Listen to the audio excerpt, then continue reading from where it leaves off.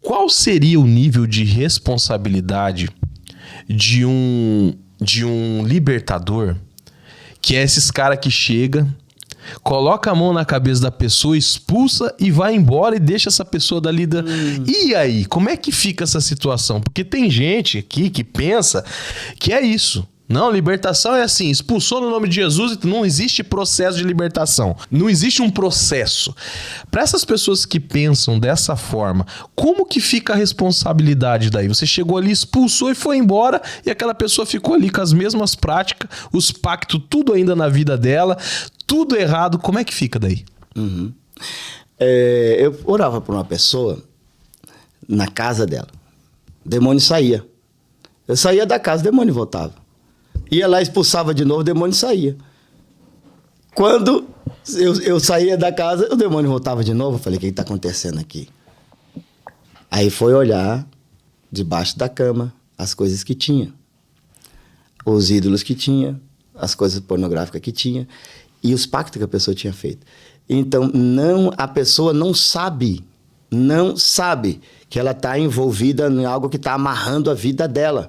Então, ela precisa ser acompanhada para ser liberta daquele mal. Precisa de acompanhamento. Então, o demônio, ele sai do homem, disse Jesus, e vai para os lugares secos, áridos. E, não encontrando repouso ali, ele volta para sua casa antiga. Chegando lá, encontra ela varrida, vazia. E aí o que ele faz? Como ele saiu, teve um mais forte que tirou ele. O que ele vai fazer? Ele não vai querer voltar sozinho, ele vai querer voltar com reforço. E é por isso que ele chama 7 piores espíritos, para que ele entre ali e já tenha um domínio maior sobre a vida da pessoa. Entende? Então é coisa muito séria e é perigoso. Por isso nós que somos líderes espirituais, nós temos que expulsar esses males e dizer aquilo que Jesus falou para aquela mulher. Falou, ninguém te condenou, ninguém te fez nada. Não. Então vai e não peques mais, não pratique mais isso. Muda de vida. Cancela tudo isso aí da tua vida. Entendeu? Desfaz com tudo isso daí, joga fora, queima o que tiver que queimar. Desfaz o que tiver de desfazer para que você possa ser livre. Eu orava por uma mulher ali no Paraguai que ela tinha perturbações constantemente. Aparecia manchas na parede, movia as coisas dentro da casa, ela ouvia vozes, entendeu? Ficava perturbada, então eu ia e orava e procurava entender o que estava acontecendo. Aí algumas coisas que eu vi lá, falei para ela, joga isso aqui fora, desfaz disso daqui, etc. Ela falou, tudo bem, mas esse daqui não. Ela falou, eu falei, tudo bem, é tua vida, né? E tá, deixou ali. E depois foi e pediu outra vez para orar. Eu fui orar novamente e vi aquele negócio lá. Aí chegou um dia que ela não aguentou mais. Entendeu? Daí ela pegou e falou, quer saber? Por mais que eu ganhei, isso aqui foi me dito pra mim, que era com carinho, por amor, e não sei o que, tal. Ela falou, eu desfiz. Falei, agora vem tua libertação completa. Bom, quer dizer, se a pessoa não desfizer de certas coisas, vai continuar e pode piorar. Esse aqui é o problema. Então, tem que ter um acompanhamento e a pessoa tem que se colocar na presença do Senhor. A palavra de Deus é bem clara em dizer, para isso se manifestou o Filho dos Homens, para desfazer as obras do diabo. O diabo faz coisa.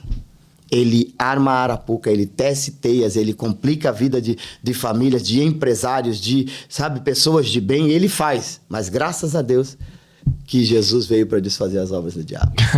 Com certeza. Quer perguntar alguma coisa, Yuri? Não? Então posso seguir aqui? Vai, manda abraço. Pastor, por exemplo, agora mudando um pouco o teor das perguntas, né? Mas ainda dentro do mesmo tema. Existem pessoas que, quem sabe, estão até assistindo. Como eu disse, a gente tem muita gente ao vivo com a gente aqui. O Brasil inteiro está aqui, até fora do Brasil, pela graça de Deus. Existem pessoas que às vezes ficam doentes e ninguém acha a causa daquela doença ali. Uma coisa é você ter, sei lá, um problema na garganta, você tá com um colesterol alto, você fez os exames, ele aparece. Mas a pessoa, ela é doente e ela faz uma bateria de exame e não encontra nada. Não acontece nada. Ela vai, ela tem uma dor, por exemplo, ela tem um problema crônico e não aparece em canto nenhum de exame. Ela sempre está doente. Pode ser, ou é, afirmando espiritual, porque o pastor tratou de uma mulher, por exemplo, que ela não ficava curada nunca. O que estava acontecendo com essa mulher? E além de você contar a história dessa mulher, fala sobre esse problema de pessoas doentes que não encontram a causa e a origem. Então, tem uma mulher que ela foi levada até mim porque ela estava desenganada dos médicos. Os médicos desenganaram ela dizendo não tem nada que a gente possa fazer por essa mulher. Leva ela para morrer em casa. Porque medicina não tem nada, essa mulher não tem. E ela está morrendo. Então eles levaram ela até mim e ela estava com a barriga dela. Parecia que estava de 12 meses, não era 9. Era de 12 meses. Era uma coisa impressionante. E aí então eu orei por ela, pela cura. Mas na verdade era cura e libertação. Então, eu orei por ela e essa mulher vomitou 3 sapos. 3. Ô, louco. Ela vomitou 3 sapos. Agora, como que os médicos não viram isso? Mas na hora da oração, eles se materializaram. Entendeu? E foi vomitado para fora. Eram pequenos, mas eram 3. Não foi 2 nem 4, eram 3 sapos que essa mulher vomitou. Detalhe, na mesma hora, aquela barriga desapareceu. Foi uma coisa impressionante. Uma coisa de, sabe? Muito, mas muito forte. Tem pessoas que não aparecem em diagnóstico. Existe, tá? Síndrome do pânico, etc. Existe a gravidez psicológica, existe a pessoa acreditar que tem uma doença, um mal e tal, e é psicológico. Eu aceito, e é verdade, existe muita coisa que é psicológica. Mas existe coisas que vai além da psicologia, que vai além de um problema neuropsicológico. São espiritual, literalmente. Pessoas que comeram coisas que foram, entendeu? Enfeitiçada, macumbada. Deixa eu contar uma coisa. Minha esposa estava grávida da minha primeira filha. Eu estava no Mato Grosso do Sul. E a minha esposa, ela estava com muita vontade de comer 2 coisas. Ela sentia, quando chovia, quando fazia um barrinho, ela sentia aquele cheiro e queria comer a terra. Minha esposa. E outra coisa, ela queria tudo que era cítrico. Tudo que era cítrico, ela queria. Mandarina, laranja, ela queria demais isso daí. E, ok. Teve uma bruxa lá no Mato Grosso, em Campo Grande, que era a bruxa principal da cidade e uma das principais do Brasil. Isso, nem fala o nome dele, nem fala o nome dessa mãe. Deixa pra lá. Políticos, pessoas vinham de estrangeiros, eram casamentos feitos, era uma coisa muito forte. Essa mulher, ela entrou lá na igreja que eu estava ministrando e eu não sabia quem ela era, não sabia nada, ninguém me falou nada, eu estava no altar e eu estava ministrando lá do altar e essa mulher começou a fazer conjuros, sinais com as mãos, começou a fazer conjuros e eu percebi aquilo ali e levantei a mão para o lado dela. Levantei a mão para o lado dela, ela começou a entortar e ela virou como sabe aquelas atletas que vira para trás assim, coloca a mão para trás assim? Ela fez assim com o corpo. E depois ela tentou voltar, não conseguiu. Não conseguia voltar, então ela deu a volta, virou e sumiu. Foi embora. Aí as pessoas chegaram para mim, os obreiros da igreja, olharam para mim e falaram assim, você sabe quem era aquela mulher? Eu falei, não conheço, eu tô poucos dias aqui no Mato Grosso do Sul, como é que eu vou saber? Daí eles falaram para mim, essa é a maior feiticeira de Campo Grande. E ela é temida e conhecida internacionalmente. Eu falei, sério? Ele falou, sim.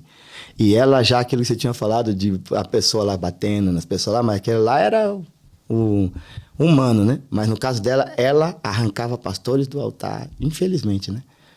e fazia bagunça, jogava as cadeiras para cima e ninguém segurava essa mulher. Graças a Deus, naquele dia ela veio, quem sabe para isso ou para mais, alguma coisa, mas Deus não deixou. Passou uns dias, eu estou caminhando com a minha esposa, ela grávida, né? Estou caminhando com ela, de repente, essa mulher aparece. Chega com uma mandarina assim grande, desse tamanho, bem bonita. Quem que disse para ela que a minha esposa estava com desejo de coisas cítricas? Pegou e deu para minha esposa.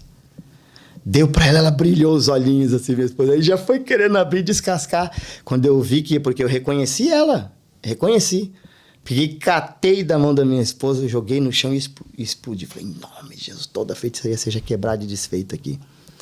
Minha esposa falou, por que você fez isso? Eu peguei e falei, você não está percebendo que aquela ali é aquela mesma bruxa e está querendo matar a nossa filhinha que está aí no teu ventre, fazendo uma feitiçaria? Graças a Deus que eu vi na hora, percebi e tirei aquilo ali. E minha esposa, quando foi ter a minha filha, mesmo assim, ela teve pressão alta, foi uma dificuldade, entendeu? Tanto para ela como para minha filha para nascer. Mas graças a Deus ficou bem, tanto a minha esposa como a minha filha. Entendeu? Então, existem coisas que a pessoa come, existem presentes que a pessoa recebe, que estão feito neles um trabalho. Uma obra de macumba, de feitiçaria, de bruxaria, de coisas de pessoas que invejam, pessoas que querem o teu mal, que odeiam ou que simplesmente são sequazes do diabo e que tem que fazer algum trabalho mal e então eles vão e fazem. Entendeu? Então, pessoas que são vítimas sem ter culpa de nada, mas que se envolvem em coisas assim também. E pode causar um dano, pode causar um mal, pode gerar uma enfermidade, pode gerar um tumor. Entendeu? Pode. Uma mulher, ela estava com 7 tumores nos seios.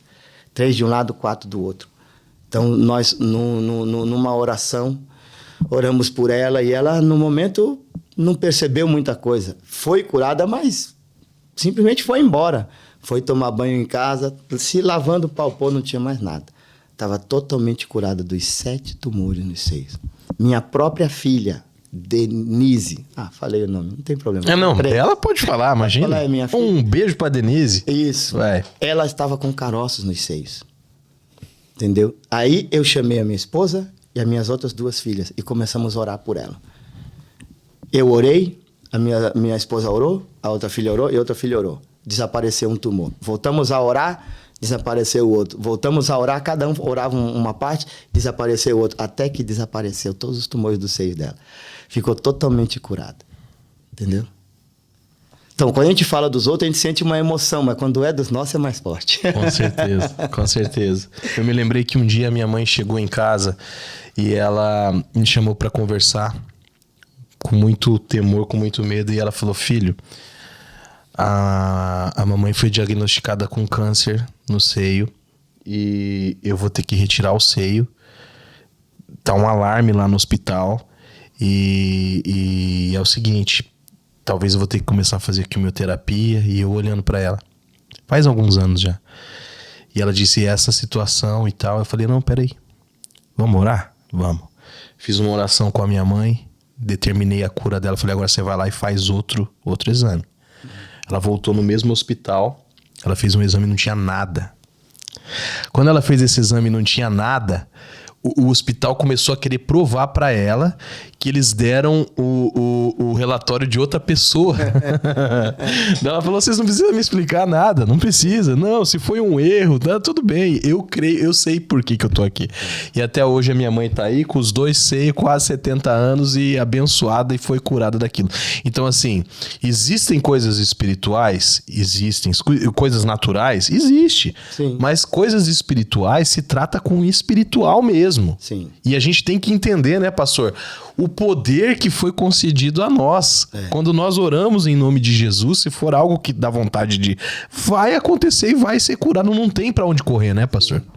Então, olha, você falando aí, são tantas coisas que a gente tem vivido e passado. Orei na igreja do MIBA. As pessoas que quiserem podem acessar lá. MIBA é uma igreja em Brasília, em Sobradinho. Então, é uma igreja grande, de 1000 pessoas, muita gente. Então, uma das pessoas que recebeu o milagre lá, a cura, Foi um jovem que foi diagnosticado problema no coração e ele fez a antiga ponte safena, tem outros nomes, não sei. Entendeu? Colocou válvula no coração, tudo direitinho. E ele tinha dificuldade, porque ele era um jovem atleta, mas não podia mais desenvolver bem o atletismo e tal. Aí eu orei por ele nesse culto lá, né? E logo no dia seguinte, os pais, com toda a fé, foram levar ele para fazer os exames, porque eu ministrei cura, falei sobre milagres. E levaram ele, e o médico, quando olhou ele, chamou uma junta médica. Porque olharam lá e disse, aqui não tem sinal de cirurgia, não tem válvula nesse coração, e o coração está 100%. Eita, glória a Deus. Aí, ó. O testemunho está lá, da Maravilha. igreja do MIBA, está tudo ali. Então, a pessoa que acessar pode ver. Então, são coisas maravilhosas. Uma criança que cresceu, tinha problema de enanismo, adolescente já. Ele cresceu 15 centímetros na mesma hora. Enquanto orava ali. Sim, enquanto orava. Então, milagre. Então, existem coisas que são maravilhosas. O poder de Deus, ele é...